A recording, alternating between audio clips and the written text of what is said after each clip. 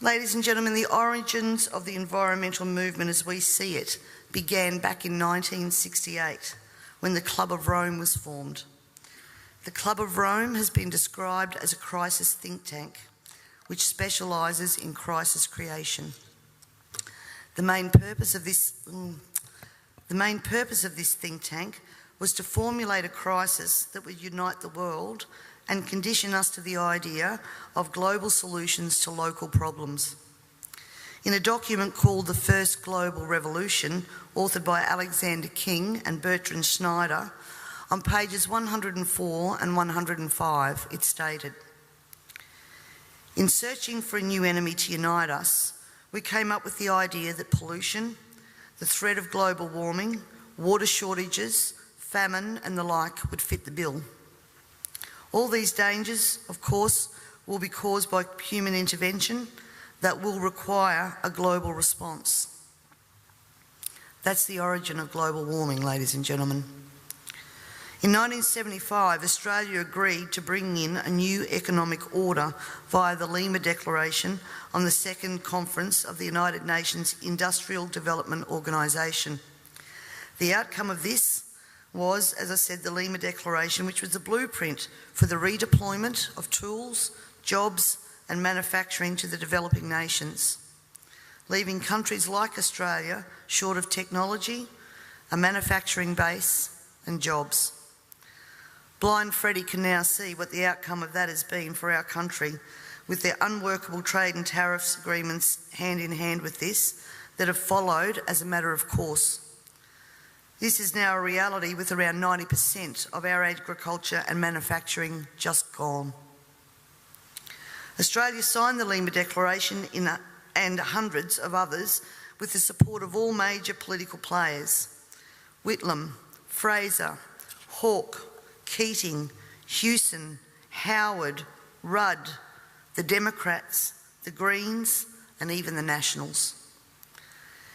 It has been put to me that all of these treaties were the foundation for the rollout of Agenda 21, and it seems that Australia has been moved around the global chessboard and our so-called leaders were either complicit or naive to the long-term consequences. And now we're almost at checkmate.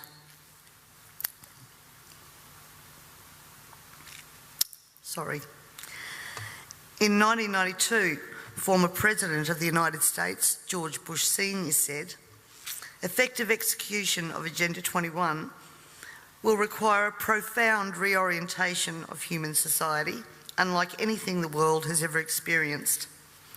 A major shift in the priorities of both governments and individuals, and an unprecedented redeployment of human and financial resources.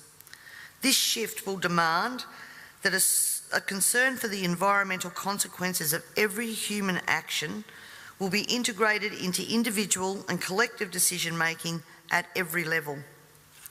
Cutting through the code, I want everyone to consider what the words "profound reorientation of all human society" and "unprecedented redeployment of human and financial resources" actually means. For everyone here tonight not familiar with Agenda 21, I would suggest that this is the beginning of your learning curve, not the end.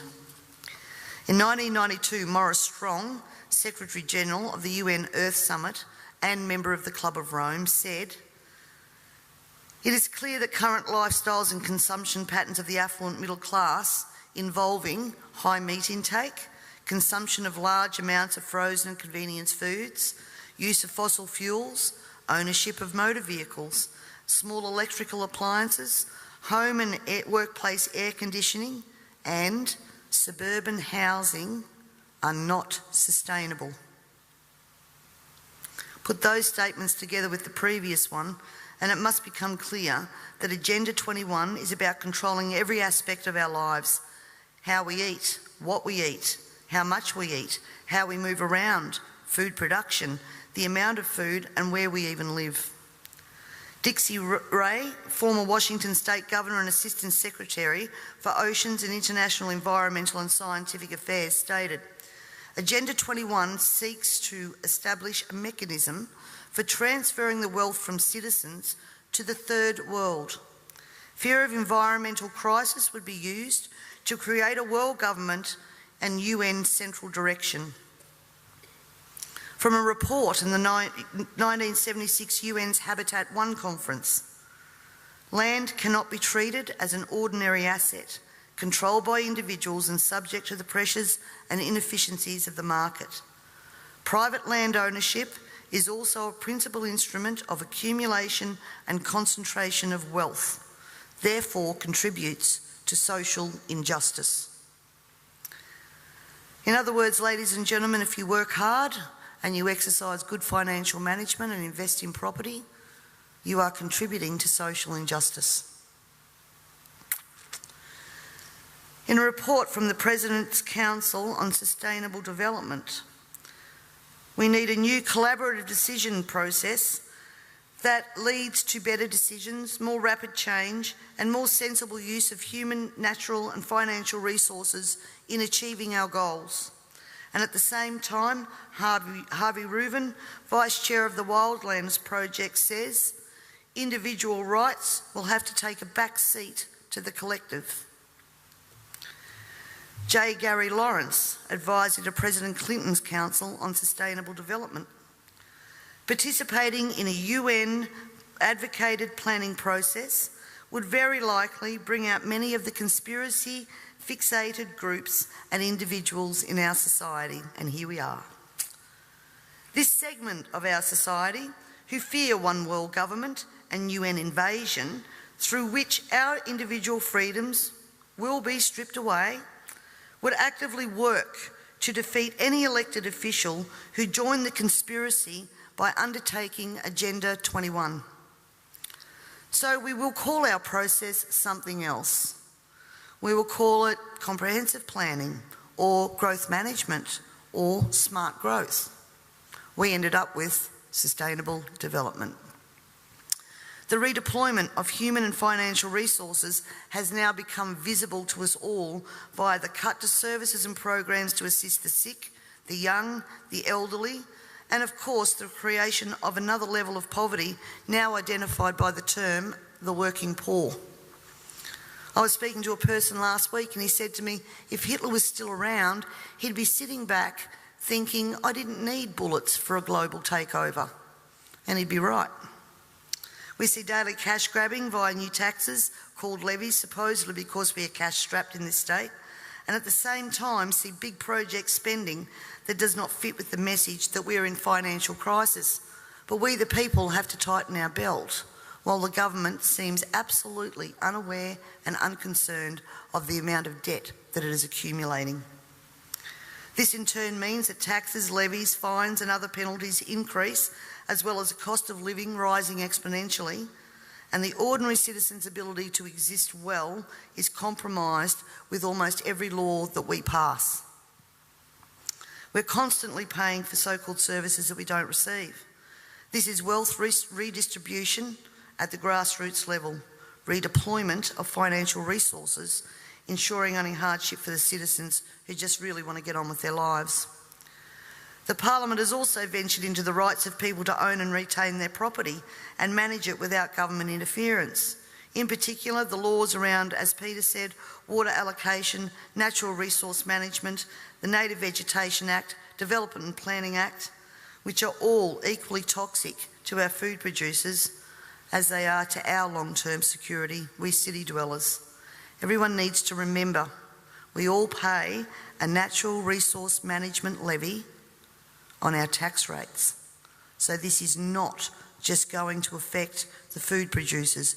The intrusions into our property that Peter was talking about that land producers are going through will roll out into the suburbs and into the city because they have the authority to do that.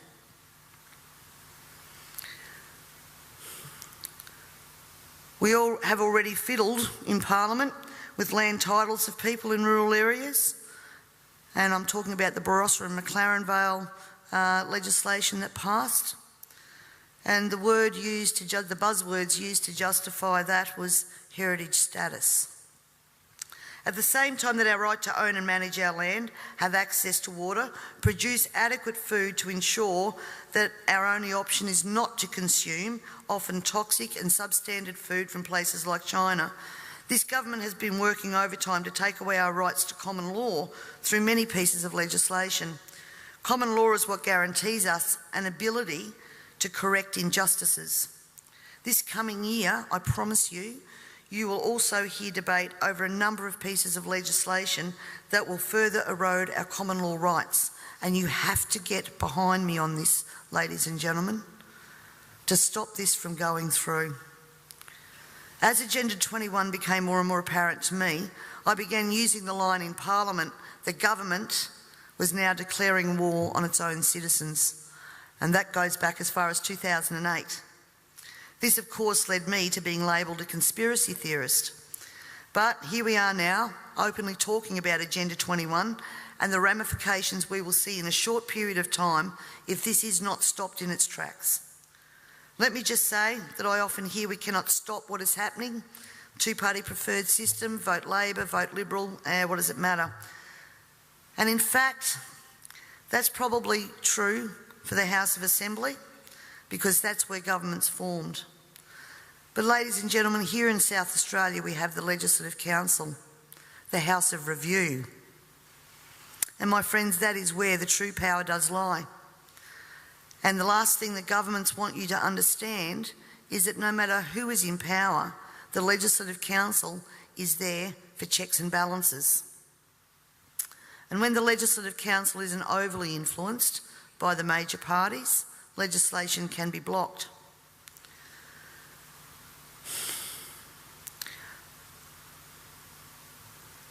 Remember, on most of these policies that I've spoken about here today, there has been bipartisan support for everything that has gone through. When the major parties join together, then the crossbenchers and minor parties, basically our vote is null and void. The way to avoid that is to make sure that when the major parties do join together, they don't have the numbers. For way too long now, we the people have been asleep at the wheel, and it is time to wake up and participate in the democratic process. And to do that, you need to understand the parliamentary and political system that you are trying to rein in. In 1972, the Club of Rome published the alarmist Limits to Growth document, warning of worldwide overpopulation, the need for sustainable development. This was the beginning of the slow process of social engineering and programming people to accept that the planet is struggling to sustain life. On the 8th of October 1973, the New York Times reported a quote from Ted Turner, also Club of Rome. The social experiment in China under Chairman Mao's leadership is one of the most important and successful in human history. In 1987, Mikhail Gorbachev, also a member of Club of Rome, said, "We are moving toward a new world order, the world of communism, and we shall never turn off that road." He also quoted in 1996 Monetary and Economic Review on page 5, "The environmental crisis will be the international disaster that will unlock the new world order, one world government." In 1992 came the Earth Summit, which produced the document called the Earth Charter. This document was co-written by Maurice Strong, long-time globalist, elitist, member of Club of Rome, and Mikhail Gorbachev. Both Strong and Gorbachev stated that it was hoped that this document would be adopted as the new 10 Commandments, with environmentalism as the new one world religion. Out of this summit came Agenda 21. Ted Turner, who was also a member of the Club of Rome, was quoted as saying in 1996, "The total population of 250 to 300 million people is ideal. That means a reduction of 95% from present levels would be even more ideal. Anyone who abhors the China one-child policy is simply a dum-dum." In 1998, the Baltimore Sun reported on July the 7th, most of Ted Turner's first donation to the UN of $22 million went to programs that seek to stall population. Another goal of the depopulation process is that the upcoming generation will submit to sterilisation to save Mother Earth.